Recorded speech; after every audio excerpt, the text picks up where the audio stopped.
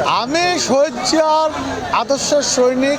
আমি এই দল গায়ের জোরেই করে এসেছি। আমাকে দল করতে দেয় নাই প্রতিপক্ষ কখনো। গায়ের জোরেই করে এসেছি এবং আমি গায়ের জোরেই করে এটা তারেক রহমান নিজেও জানে। অতএব এ দল আমার, আমি করবই। প্রচুর ছাড়া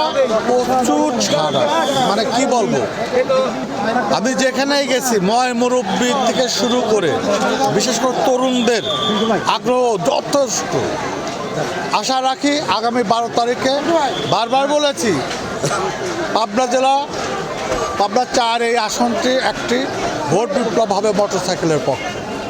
এখন পর্যন্ত সার্বিক পরিবেশ ভালো, কিন্তু আমার প্রতিপক্ষ ধানের শীষের লোকজন বা হাবিব ভাই নিজেই বিভিন্ন জায়গায় হুমকি ধামকি দিচ্ছে। রাত্রে তাদের বাহিনী বিভিন্ন বাসায় গিয়ে তাদের বাবা মাকে হুমকি দিচ্ছে। সাধারণ যারা ভীতু ভোটার তাদের বাড়িতে হুমকি দিচ্ছে যেন 12 তারিখে ভোট সেন্টারে না যায়। এমন কিছু ঘটনা ঘটছে। আজকে আমি ঈশ্বরদীন মহোদয়কেও এটা অবগত করেছি। না, অবশ্যই আমরা গণতান্ত্রিক ধারাকে অব্যাহতি রাখার জন্যই আজকের এই ত্রয়োদশ জাতীয় সংসদ নির্বাচনের অপেক্ষায় ছিলাম।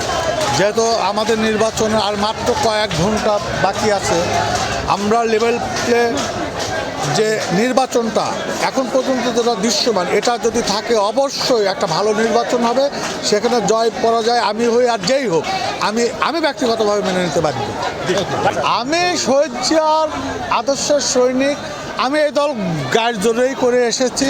আমাকে দল করতে দেয় নাই প্রতিপক্ষ কখনো। গায়ের জোরেই করে এসেছি এবং আমি গায়ের জোরেই করে এটা তারেক রহমান নিজেও জানে। অতএব এ দল আমার, আমি করবই।